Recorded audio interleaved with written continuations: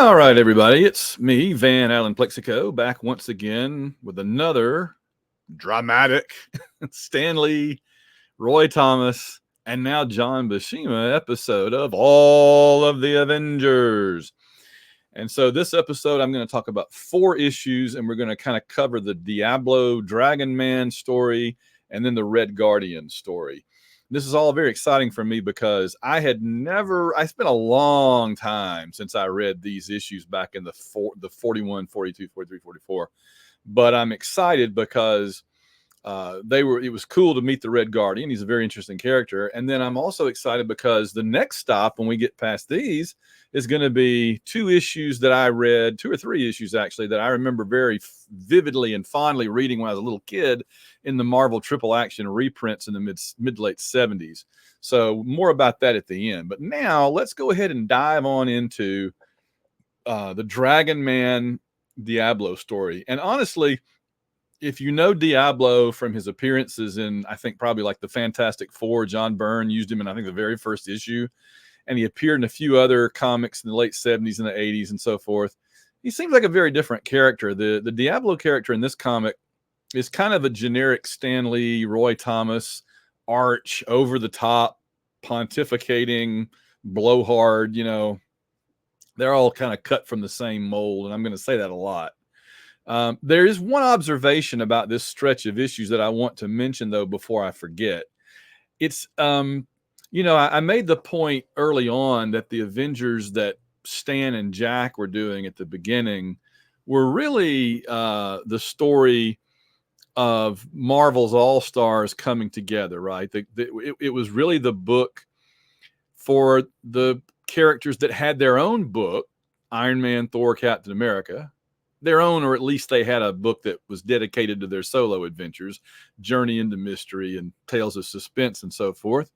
And the Hulk.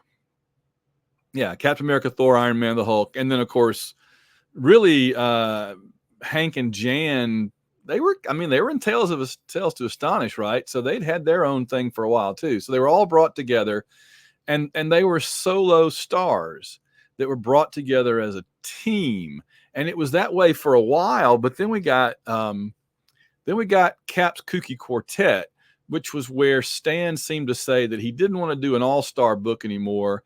And so I don't know if I've ever really made this observation, but as you go along here, you increasingly realize that what the Avengers were in the late teens, the 20s, the 30s, on into the 40s, what this comic really was Captain America and his amazing friends, right? If you think about that old Spider-Man cartoon show, Spider-Man and his amazing friends, it was like a second Captain. It was like a Captain America team up, right? Like Spider-Man Marvel team up. It's just that he teamed up with the same 3 other characters every issue: Hawkeye, Quicksilver, Scarlet Witch. And, he teamed up with them in Avengers Mansion to do various battles. There wasn't a whole lot to the stories we've looked at so far. They've been fun, Silver Age battle comics. Yeah, and they have their, really, there's 2 things that happen as we get toward the end of Stan's run, which we already have now. There's 2 things that happen. Either the Avengers are squabbling among themselves for some reason, or they're off fighting some villain or being attacked by some villain, right? That's pretty much, and sometimes it's one issue. Sometimes it's the old Batman formula of you set it up in one issue and you close it out in the next or whatever. So, that's pretty much where they go. But what I think you start to see here in the 40s, the issues 41, 42, 43, 44, around there, I think we're starting now to see, with Roy Thomas in charge, Roy starts out being a Stan Lee clone. There's just no other way to say it. He writes like he's trying to. I'll put it this way. If there were not credits on the comic, you'd be hard pressed to know a different writer was writing it. And that's in some ways a compliment to Roy, right? That Stan's style was what was popular at that time, and Roy was very good at doing something that people had been enjoying up to that, certainly to that point. I don't mean it as an insult.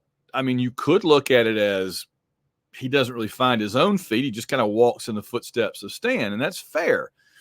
I think both of those things can be true at the same time. But I think this is where it doesn't take Roy a year before I feel like he's starting to establish his own style, his own tone to the story, and his own approach. And the comics still seem very Stan Lee, very Jack Kirby, but increasingly now they're going to start to become Roy's and not Stan's. And I'll point out as we go along a few things that make me think that. Of course, the other big thing here is that we're going to get John Buscema now. I don't think he was in the ones we did last time. If he was, it was just the last one or two. But he's now the main artist on this book, and I gotta say it. It may very well be a case of the inker, which I guess is Vinnie Coletta, which we'll see in a minute. But I'm just saying all this up front because I'm going to zip through this comic. There's not a lot to a couple of these. But I feel like, honestly, as great of an artist as John Buscema was, and he was one of the greatest ever, a lot of these issues here early on, I mean, you go from, was it Mike Heck? I'm already forget how quickly they forget, right? Has been drawing the book since Jack left. And now we switch over to John Buscema, and honestly, it's the art is better, but not dramatically, not drastically better. It's marginally better. It doesn't look like John Buscema yet. And again, I feel like that's the inker at play. Now, the covers in this era look fantastic, right? There was that incredible Kang cover a few issues back that I think we talked about. This is, I mean, Dragon Man and Diablo, yawn, yawn, yawn, right? But this is a great cover. It's a beautiful cover. And the covers back then just looked like they were painted. They didn't look like, they looked so much better than covers in the 80s and 90s for sure. I think the 70s covers were not as good as this, but they were still good. I think Marvel covers in the 80s and 90s were terrible. I just think they had more color range in some ways, but it doesn't show always. And the inking on the covers back then just to me seems so much better. It's just a shame that the inking on the covers doesn't carry through to the issue itself, whether it was done by the same person or not. And I can't imagine it was. All right. So let's go ahead and get on into issue 41 of what had become Captain America Team Up, but was now maybe starting to become something else. Because think about it. In addition to Cap's quirky quartet, you now also have Hank and Jan have returned, and man, the book needed them. They are just rock steady foundational parts of this comic, of this series.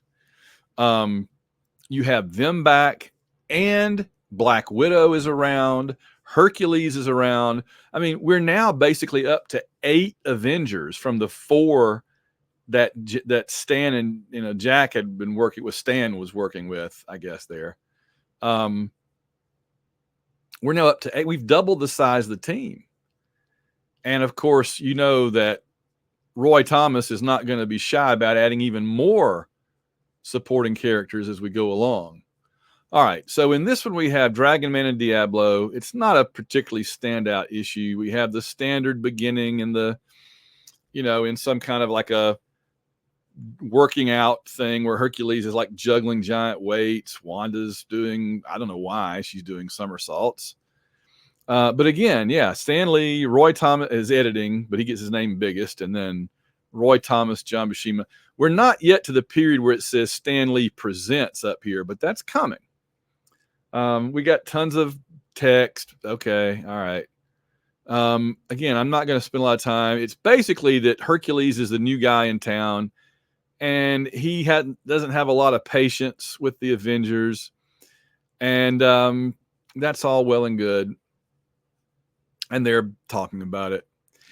Meanwhile, this is something that Roy keeps saying throughout this entire 4-issue storyline in the subplot and then in the main plot eventually, is that's behind the bamboo curtain. So I guess we're to assume this is communist China. And I'm not sure what these guys' features look like. They look like the ethnicity that these guys have is villain. That's their ethnicity as portrayed there with the eyes and the mustache and the eyebrows and everything. That's not a racial thing. That's just villain, I think. So I'm sure it's supposed to be Chinese or Russian or some weird combination thereof. It was just the reds, you know. By the way, talking about a gorgeous cover, look at that ad for Spider-Man No More from issue, I can't quite make out the numbers, maybe number 50, I guess. So Amazing Spider-Man, very famous cover, Peter Parker walking off into the sunset. All right, so Natasha has gone back to her communist masters. They've developed this machine called the Psychotron. That's going to be important later. This is part of the reason why Nick Fury and S.H.I.E.L.D. sent her on this top secret mission. And we see some really nice John Buscema, Jack Kirby-ish work here. I mean, that is good. That is more than we would have gotten the last 20 issues or so. I admit. I mean, again, I don't love the inking on these issues. It makes John Buscema look like heck. I didn't even realize that. No pun intended, but kind of. But yeah, the layouts there, just really gorgeous stuff from John Buscema. Black Widow goes into the Psychotron. It's funny, she never suffers any ill effects from it, and they never really explain why. They do later explain that she passes a lie detector test because Nick Fury had like hypnotized her to believe she was working for the communists if they capture, but they never explain how Hercules falls victim to this thing later for like a whole issue. You know, when you need to get Hercules out of the way because he would just mop up the floor, you know, with these guys. But she's able to resist it. Okay. Meanwhile, this is a brilliant idea, Hank. One of many brilliant ideas that Hank has had over the years is to have Dragon Man, this robot dragon guy. I've never quite understood what that was all about. That the Fantastic Four fought, as you see in the flashback there, brought over to his lab to study. And of course, Diablo is there and he frees him. And a whole bunch of stuff happens here with Diablo and Dragon Man, and they're fighting. And again, this is all just, I'm not interested in going blow by blow on this. We do get some cool Goliath versus Dragon Man fighting, and you kind of think, wow, it'd be cool to see Hercules involved in this. And Dragon Man beats up Hank, and then Hank beats up Dragon Man. Again, this just goes on and on. Diablo looking particularly sinister there. He looks kind of like one of the villains from the villain ethnicity we saw earlier. So the Avengers are fighting, and at the end, Dragon Man grabs Hank, Goliath, and with Diablo steering, flies away. And the Avengers are left thinking if Diablo controls Dragon Man and even Goliath can't stop Dragon Man, how can anybody hope to stop him? All right. So that was a very quick look at issue 41, because again, I don't have a ton to say. It's interesting. The one thing at the letters column in this period is that everybody's arguing about Black Widow. Do they want Black Widow around or not? And I don't understand why this is a controversy, but they're like, oh, she's not an Avenger. Why is she here? Oh, you know, so whatever. But yeah, so that was just a quick and dirty look at 41. I'm going to move right on into to 42 to get to the end of this kind of lame Diablo plot line. The Plan and the Power, not a very memorable cover. I mean, Goliath looks good, and Lord knows there have been plenty of times in the Stan Lee issues that I wanted to be Goliath there about to punch Hawkeye in the face. But as I may have said last time, and again, I don't recall exactly, I may have said last time that one big thing Roy Thomas does immediately is make Hawkeye stop being a jerk. He's still a smart aleck. He still kind of smarts off. He still does his little Hawkeye thing. But Roy makes him start speaking more respectfully, particularly toward Captain America. And I, for one, welcome Roy Thomas if he's going to make Hawkeye less unbearable, because good Lord. And of course, down here in this box, you've got Hercules versus Dragon Man. That's what we've been waiting to see right there. Come on. Come on now. That's what we're waiting to see. All right. So you got to love, they're worried about what to do, and they go back to the Avengers mansion, and Hercules is eating grapes. Later, Hercules is reading the Iliad. I mean, never let it be said Hercules missed an opportunity, or I guess never let it be said that Roy Thomas missed an opportunity to have Hercules behaving in a stereotypical way, right? I mean, I'm surprised at some point he didn't bring a bunch of sheep in to the Avengers mansion.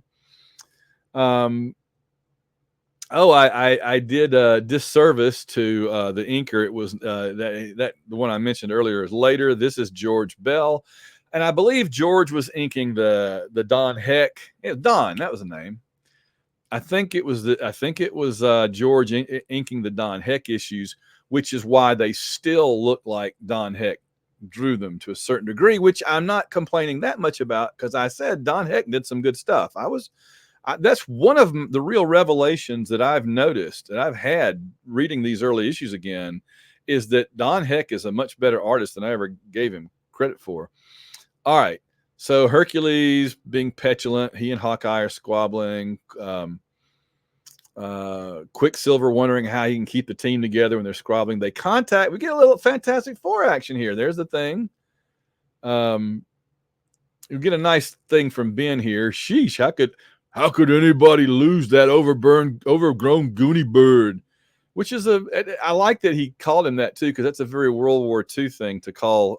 Goonie birds were the birds that were like in the Pacific Islands. A lot of them. I know there were other things there's a aircraft and whatever, but the birds that were just all over the Pacific Islands are Goonie birds, and so that's a very Jack Kirby thing to say, having fought in World War II. Reed reminds Quicksilver that Diablo is the supreme alchemist, a centuries-old madman bent on world conquest. All right, so the Avengers get in this rocket thing, whatever that. I guess this is the latest Quinjet. We haven't got the Quinjet yet. A mountaintop in Transylvania. And that's where, of all places, right? Rebuilt, maybe add by the Transylvanian Castle Construction Union. So in other words, it got blown up, and then they realized that, but they'd already drawn it. So they had to say, well, it got rebuilt in a hurry. So Transylvania, of all places, is where Diablo was. I always thought, because his name is Spanish, Diablo, Spanish for the devil, that he was from Spain or Mexico or something. I didn't know he was from Romania, but there you go. All right, so he's got... so basically what's happened is Diablo has kidnapped Jan and is making Hank protect Diablo, and while he gets ready to fire up his army of dragon men. And see, he tells him, I've got Jan, you better be nice. And so Hank gets in line. So here come the Avengers plus Hercules. He's not an Avenger yet. And the Avengers fight their way in, and Dragon Man, by the dread darts of Apollo, so enwrapped was I in my thoughtful reverie that I did forget my mission. So now they're going to throw down. Hercules and Dragon Man throwing down. And meanwhile, Natasha wakes up after the psychomagnet, whatever it's called. Psychotron. Yeah, the psychomagnetron was the thing that blew up that gave Ms. Marvel her powers, if I remember correctly, the Kree thing. So she's like thinking to herself, he believes my will is broken. Good. But see, she survived it intact. She was not damaged. So she tries to escape. She does pretty well, only to realize that these evil dudes are watching her, and they gas her and knock her out. So we do get a fun little confrontation moment here where Goliath is following the wishes of Diablo to not let the Avengers in. But rather than say, guys, they've threatened Jan, I can't let you in, he says, hold it, Avengers. This is as far as you go. Anybody who threatens Diablo has to tangle with Goliath first. To which Hawkeye quite reasonably responds, and how many times have I said that? Have you popped your ever-loving cork, man mountain? So I love that, and this is such a Roy Thomas thing that, because it's such a Stan Lee thing, right? It's not that Goliath has gone over to Diablo's side. He's just doing this to protect Jan, and yet he presents it as, I'm on his side. And Wanda over here figures it out. But why? Why would he say it that way? It just, I don't know. So anyway, they're still fighting. And they're fighting. And then here comes Diablo. And now that's a very John Buscema shot right there. I don't think Don Heck would have given us that angle. Maybe so, but maybe I do him wrong. Captain America shows up out of nowhere, starts wailing on Diablo. Now here's Diablo, like doing his, how do you describe this? Like, he hits him once, and Diablo says, please do not strike me again. I'm yours to command. So when he doesn't strike him, Diablo gets up, mercy-mongering Claude, and zaps him. And then he hits, so Steve is ready, and he knocks him out again. And, I mean, you just got to love that Diablo plays the old, oh, no, you're too much for me. Don't hit me again. And so Steve doesn't. And then he's like, you merciful Claude, I'll zap you now. And then he gets it right in the face. So good. So basically, Cap followed a homing beacon, and oh my gosh, the monkeys in the box are back. Oh no. The monkeys are back. I think we must have calculated for inflation how much 1895 does still, to me, seem like a whole lot of money back in 1967. And I didn't mention this issue's from 1967. So I know I've probably beaten this to death, and I won't go into it again. But good Lord, that's just so. I thought that it was like a 1 or 2 month thing, and then a bunch of monkeys died in the post office, and they said, oh, you can't do this anymore. Can you imagine being a poor little monkey in a box, and they're taking you on the mail truck and then leaving you in the post office? And I mean, the box had to be full of crap, right? They put food in there for him. What about water? How do you put water in there for the monkey? I'm sure they were all dehydrated by the time they got to the place. And then, oh yeah, remember we were talking about how I was reading that a bunch of them, as soon as they opened the box at the home that ordered them and let them out, they like jumped out the door and ran off into the neighborhood and were inhabiting suburban areas of the United States for years to come. And who could blame them?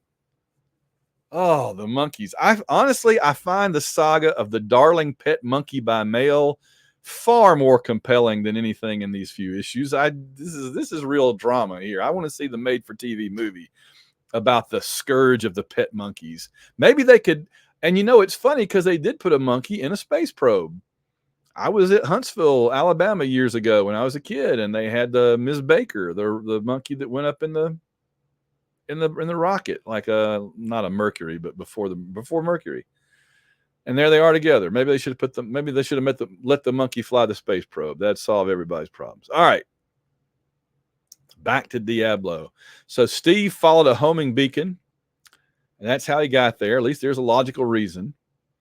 And then Hercules is still like talking to this robot and punching it in the face.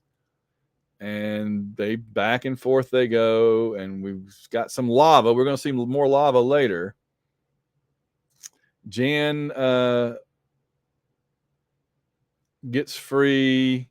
Hercules rips a hole in the wall and finds the Avengers. And Cap rigged the whole place to blow up. He probably learned that skill blowing up Nazi headquarters in World War II. They fly away as the castle blows up again. And poor old Diablo is tied up on board. and they make fun of him. And then I'm seeing if there's anything else. And now Hawkeye's back to being worried about Natasha. We have to rescue her somehow. All right. That is going to move us on. Again, the letters pages are not that exciting during this period. It's really debate about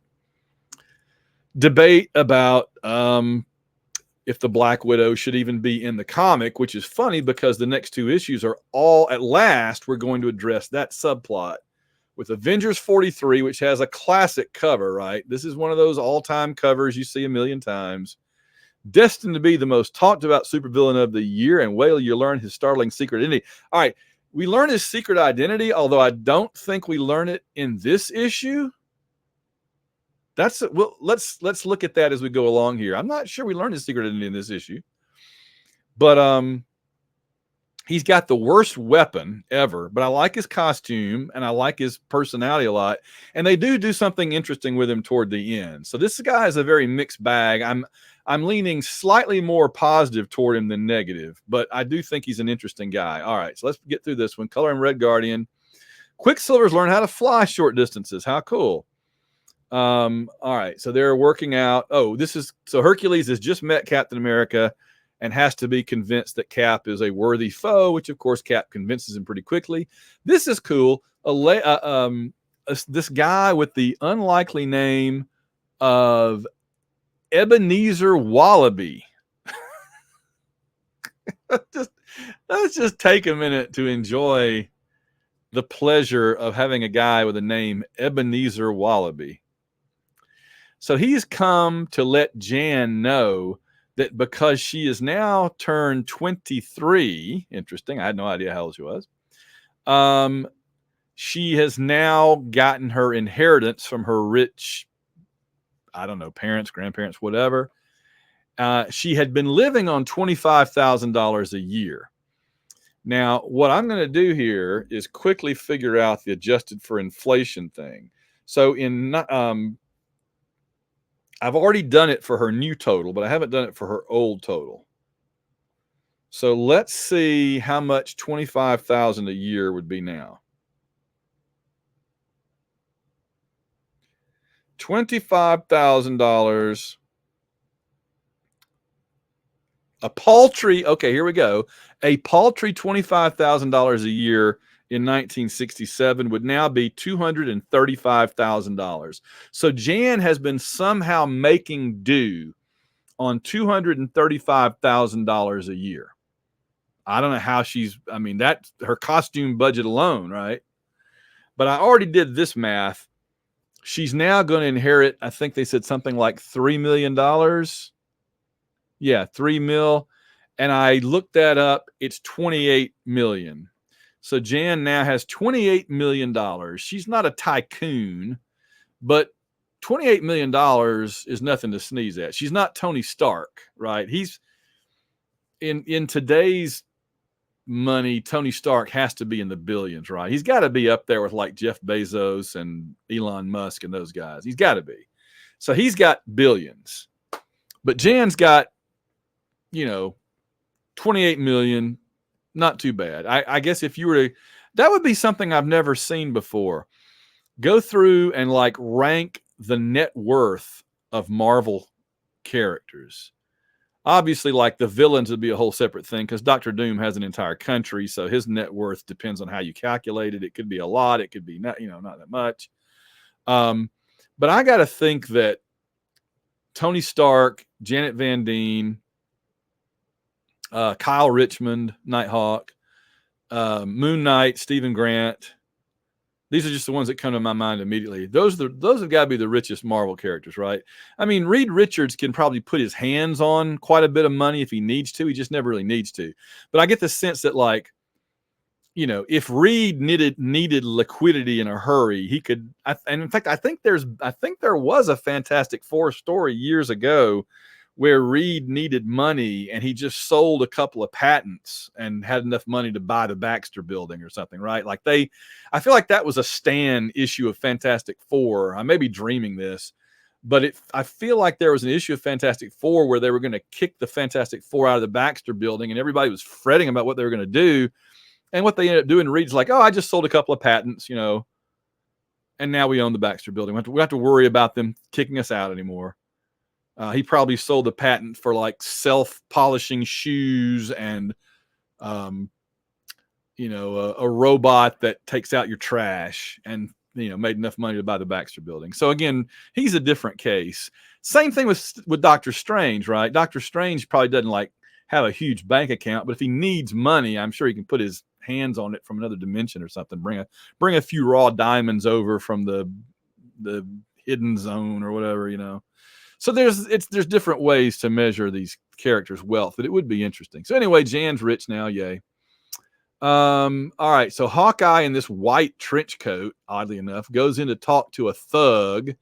And God, is that not like the classic gangster ever? The look on this guy down here in the bottom left panel is just the most classic thug guy I've ever seen. And his name is he wanted cash on the barrelhead. He's the Bruiser. And he doesn't make no deals with the fuzz. And now Hawkeye ends up getting exposed as a superhero and has a big bar fight. Yay, Hawkeye gets in a big bar fight. Meanwhile, and then he talks to Hercules. Meanwhile, a Russian, I'm pretty sure this guy is supposed to be a Russian villain, shows up. And he and the, I guess, Chinese villain here are talking. They're teaming up, basically. But the Russian guy is in charge. You gotta love that pose, though. That's such a great, like, villain laying back in his chair pose. And now we meet the Red Guardian. There he is. He's basically the communist Captain America. The thing that's puzzling here, though, is the People's Republic, which I guess is China, right, presents its counterpart to the accursed Captain America. Though born in your country, he says to the Russian, he is now our foremost defender. So basically, I mean, this is what I'm understanding. He's a Russian soldier who is fighting for China. Okay, cool, whatever. So the Red Guardian has to impress this Russian, and he does. But the thing that's puzzling, he doesn't have a shield, doesn't have a sword, doesn't have a knife, doesn't have a gun. He has his belt buckle. And it's not even his belt buckle. He calls it his belt emblem. He throws his belt emblem as like a little boomerang or something. This is the worst weapon I've ever seen in my life. This is terrible. Just give him a shield. The Taskmaster has a shield. Give him a Super Adaptoid often has a shield, right? That's coming up. Mm-hmm.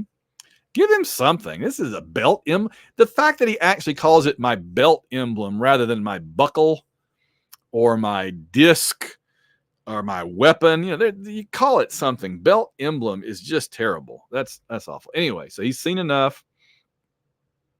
Now the Avengers are crashing the party and fighting. Red Guardian versus Hercules. That's a good fight. Red Guardian versus Hercules.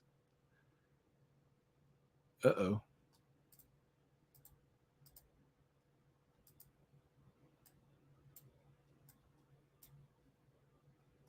There it goes. It got stuck somehow. I must have dragged it. Okay, so they're fighting. Hercules gets hit by the Psychotron and thinks he's fighting the Hydra. So he's going to be wrapped up. Hercules has a hobby now for a while. He's fighting the Hydra. And Red Guardian's fighting Hawkeye, who pulls a trick on him and kicks him in the face when Red Guardian thinks he's unconscious. And then Red Guardian knocks Hawkeye out, puts him in a tube next to Black Widow, which is, I mean, that's more or less where Hawkeye wants to be, right? Next to Black Widow under any circumstances. And they kind of catch up with each other. And then the Red Guardian reveals that he is Black Widow's husband. And Hawkeye is like, well, your husband? All right, I'm out. And so Goliath and Cap, they realize that Hawkeye and Black Widow are held captive behind the bamboo curtain. And there's a really good little bit here. This is not something I ever saw Stan do, but Roy does this, and I'm like, this is a good. I had to reread this like 2 or 3 times to make sure I was following it correctly. So Goliath says that's happened. Cap says, well, if all of us showed up behind the curtain, it might mean an international incident. The only sensible thing to do is let Hawkeye stew in his own juice. You're like, oh, look at Cap. he's just going to say, well, Hawkeye, can't help you. You're on your own. And instead he says, okay, Hank, you know what to do. And Hank says, check, I'm going to warm up the aero car for the rescue mission. You know it, big man. Avengers assemble. So you see what I mean? Cap pulls a little reverse there. He plays a little trick there. He starts to say, no, we can't do it. And then Hank's like, so we're going to do it, right? Cap's like, you know it. Interesting. All right. So we get to the last issue of this run, of this little storyline. And this one has, I like this cover a lot, honestly. I got to tell you, I think this is a good cover.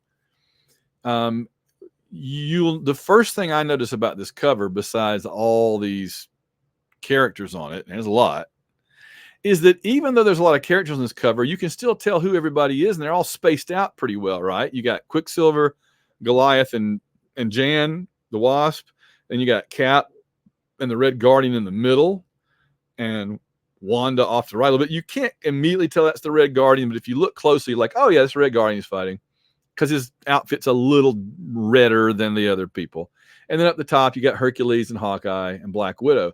So you're reminded here just how many characters are in this book now. How many heroes? We've got 1, 2, 3, 4, 5, 6, 7, 8. Yeah, you've only got 6 up in the corner box, but you've got Hercules and Black Widow. And it's interesting. Like I said, I always associate Hercules and Black Widow. I talked about this in the last episode. I've always associated Hercules and Black Widow together. They came into the Avengers at the same time, not really together, but at the same time, right? And then they end up in the Champions together, which is where I came in, right? The Champions were about halfway through their run when I started reading Marvel. And so from the very beginning, I was seeing Hercules and Black Widow. I've always associated them together. So when they popped up together in the Avengers here, going back and doing this reread from the early days, I wasn't that surprised. I was like, oh, of course. Yeah, obviously. Black Widow and Hercules together. There they are. Because they're together a lot. In fact, I remember when Black Widow started showing up in Captain America during the big Death of Captain America run and the Bucky, the Winter Soldier and all that, years later, around 2009, 2010. When that happened, it seemed weird that Hercules wasn't there to me. So, but here they are. Also, it's interesting that there's, of the 8, 3 of them are women. That's a pretty surprising ratio for 1967.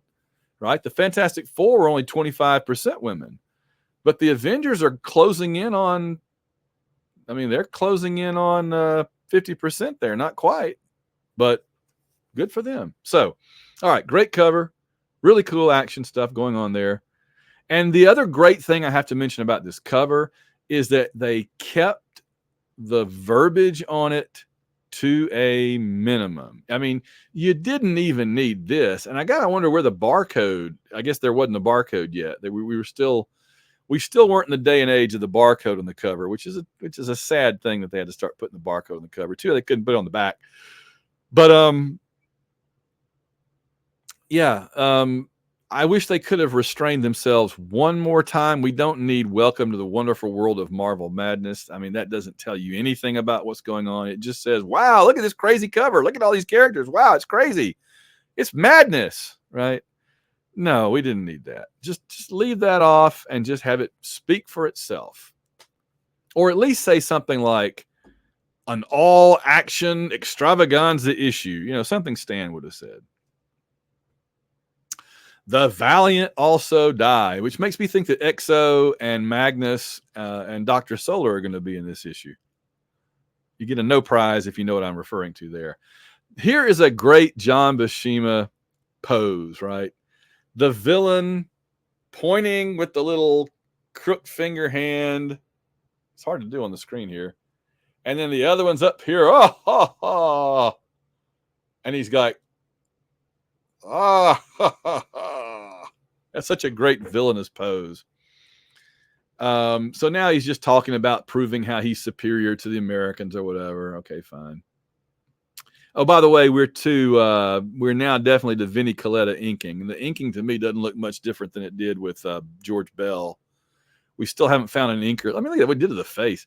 We still haven't found an inker that can really can really do justice to John Buscema. All right, so the villains are here. Hercules is still fighting the invisible Hydra in his brain. They're imagining what could happen if they use it as a weapon against the American people. Black Widow is still claiming she's on their side. And they're like, quiet, female, your guilt is proven. But the Russian says, by whom, Colonel? I insist you subject her to a lie detector test. Okay, well, oh, by the way, this is the month where we get the first annuals, at least of these. So this is what ultimately becomes Avengers Annual #1. It's called King Size Special, but by the third issue, I think they were calling it Annual, and it was every year, obviously. So Avengers Annual #1 and Daredevil Annual #1, and I really like that. I'm having to turn my head sideways to see. I really like this Daredevil cover. I don't like the stupid sign, Electro and the Emissaries of Evil. But you got Daredevil fighting Electro. I can't tell who that is over there. Stiltman, Gladiator. I can't really tell who two of them are. It's sideways and it's smaller. But I want that issue. I like to track that one down. I'd like to read that. That's cool. All right. So they don't just give her a lie detector test. They actually put her inside this device to scan her brain or something. And it turns out that she's not lying when she says she's on their side. More about that later. So they let her go, and Red Guardian's like, yay, my wife is back on my side again. How cool. And Hawkeye's wrestling with all this. Here come the Avengers. So the Avengers go in there, and they blow up this cannon. Get back if you value your lives. That's such a Captain America thing. I don't really value my life, Steve, so I'm not going to get back. So Wanda blows it up. The army of bad guys attack, and there's the fight. They've got some kind of a flamethrower, lightning thrower thing. Oh, it's the parasonic thermo ray. Okay, so it covers a lot of bases there. Does it paralyze? Is it sonic? Is it thermo? Or is it rays? Is it hot? Or is it, I don't know. But anyway, it misses because Pietro warns them. Jan goes and unplugs it, and they're trying to figure out what's wrong with it. This is a very 60s James Bondish looking, right? The villains in helmets and stuff. All right, so on they go. They're fighting the bad guys. Bad guys are flying now. The bad guys say, aim for the females. They make the easiest targets. I would think Goliath would make the easiest target, but what do I know? And in fact, Goliath has to save the girls. So he takes this. I'm just going to let it. I'm just going to drive on. I'm driving on. All right, so they're shooting at Quicksilver, shooting at Cap. Cap ends up falling through a hole in the floor and ends up in a tube, but he bursts his way out so that we can get, because this is cool. When he's in the tube, the villains are like, Red Guardian, I want to see you fight Captain America. And Red Guardian's like, my victory is a certainty. Release him so that I can fulfill my destiny. But Cap says, I'm taking matters in my own hands, or my own shield. And so here goes the fight we've been looking forward to for 2 issues. Just like we built up to the Hercules versus Dragon Man fight, we've built up to Captain America versus his communist counterpart, his Soviet or Chinese doppelganger. So they're fighting, and they're impressing each other, and the shield destroys the belt emblem. Thank goodness. Greatest thing that shield has ever done. You damaged your shield. It did not return. It didn't damage it. Just knocked it. Come on, give me a break. Captain America's shield's indestructible. You can destroy Ultron before you can destroy Captain America's shield. I will die on that hill, people. When I see these comics where some random villain has broken Captain America's shield, I'm like, nope. Didn't happen. If it did, it wasn't his shield. It was a replacement he was using or something. But it was not his shield. His shield was an accident. It is a strange combination alloy of adamantium and vibranium. I know in the MCU it's just vibranium. I don't care. It's both in the Marvel universe. Indestructible and has absorption deflection properties. All right, so Red Guardian continues to fight. There's Hawkeye fighting Goliath. And Goliath throws machinery at him, but he's having effects of the stun rays. This is the worst robot ever. It comes out to fight them. Quicksilver shreds it apart with his speed. Cap and Red Guardian are fighting. Looks like Cap's going to win, and then Cap gets electrocuted.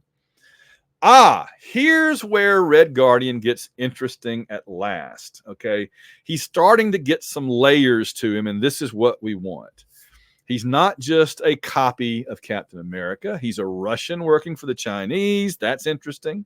He's married to Black Widow. That's interesting. And now he starts to show a little gentlemanly nobility, perhaps, because when they electrocuted Cap, no, you cannot defeat him so unfairly.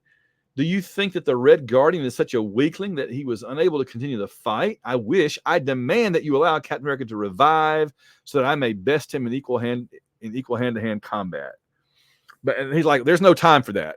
That's what this guy's saying. All this together, there's no time for that.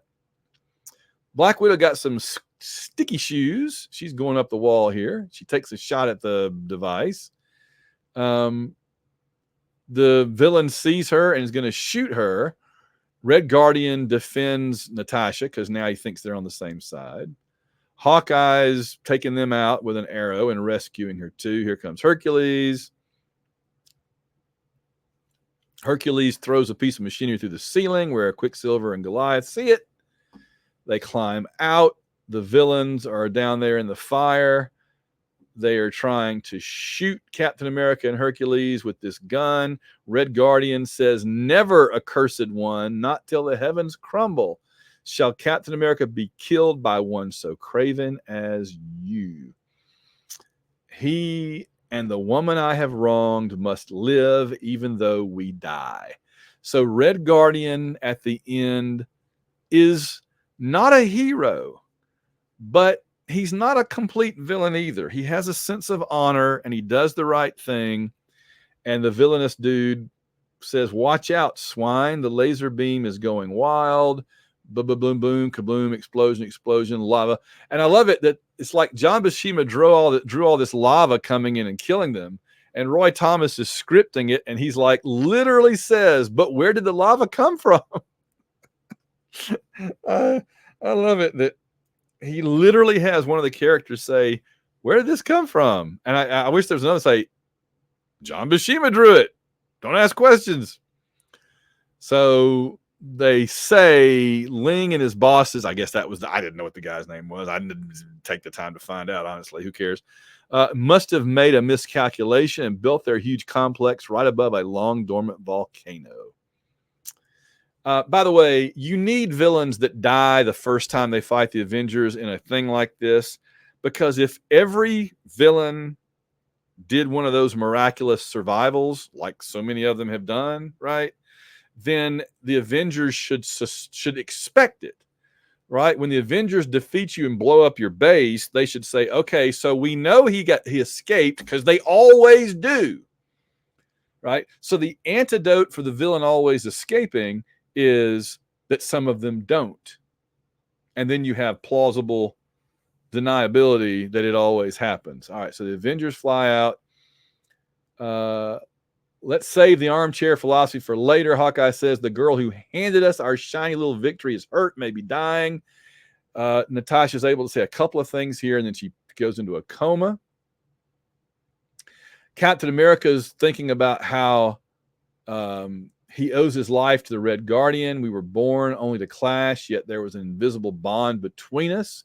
We fought on different sides, each by his own code, and for that code, the man named Alexei was willing to die. So Cap is impressed, right? Cap is having to reckon with the idea that this bad guy, did an honorable thing there, and Cap's kind of wrestling with it. I'm hoping, and I don't remember, honestly.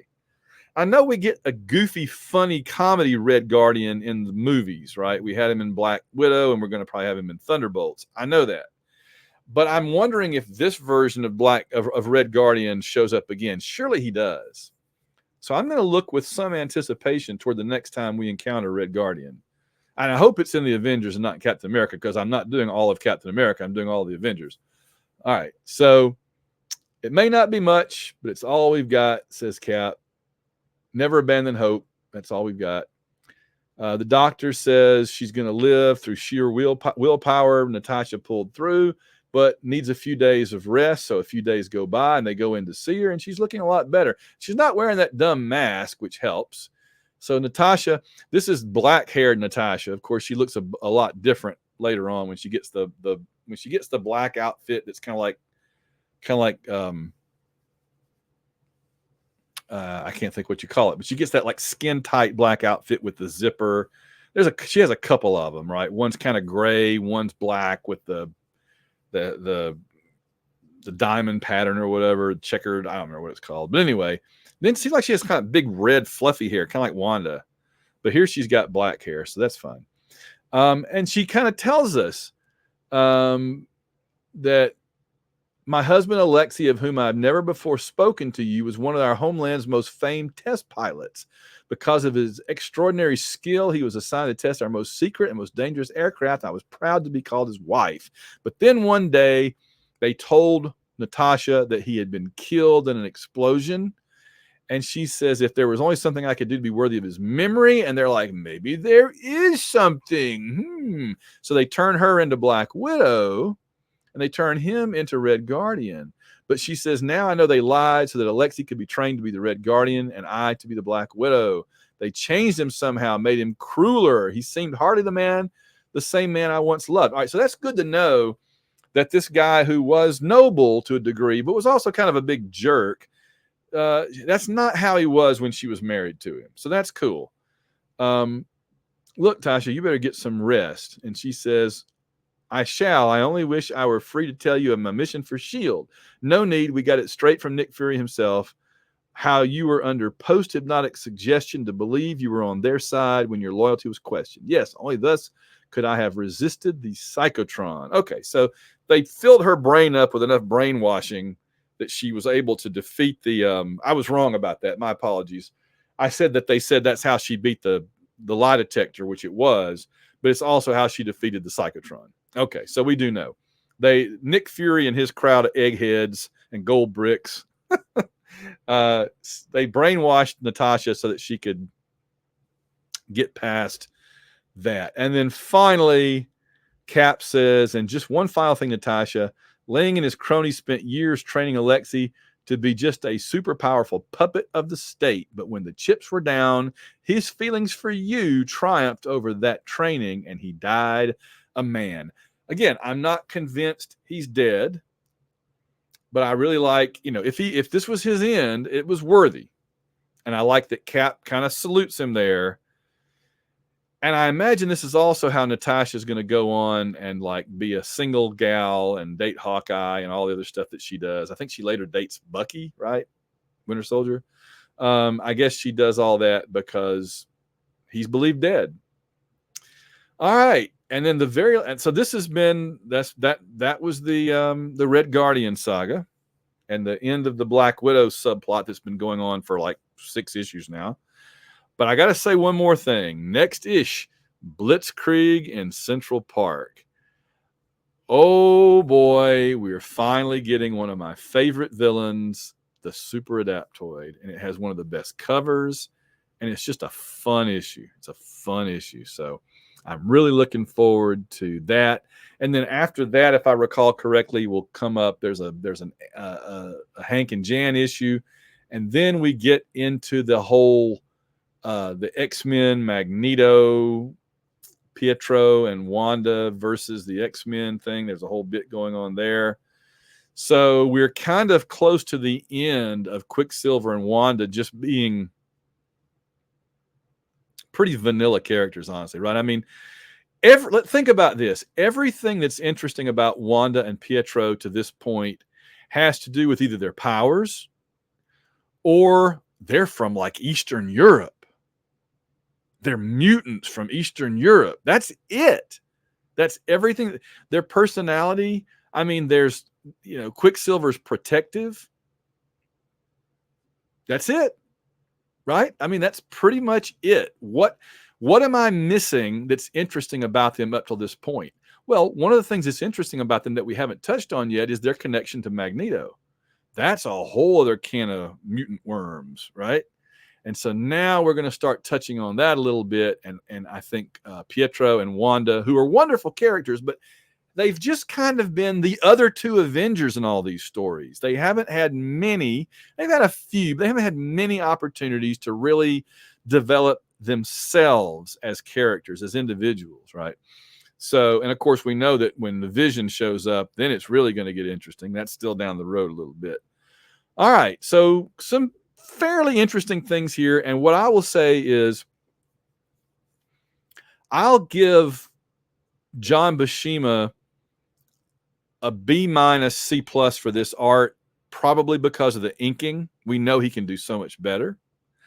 And I'm going to, just on the surface of it, I'm going to give Roy Thomas a B- C+ for the writing, because we know it can be better, and it will be. And he's starting to get out of Stan's shadow already and do his own thing. You got to love how this story actually wrapped up in the last several 3 or 4 pages. Stan always waited to the very last page. Well, Stan and whoever the artist was, Jack or Heck. I mean, all that, the whole wrap up there would have happened on this page.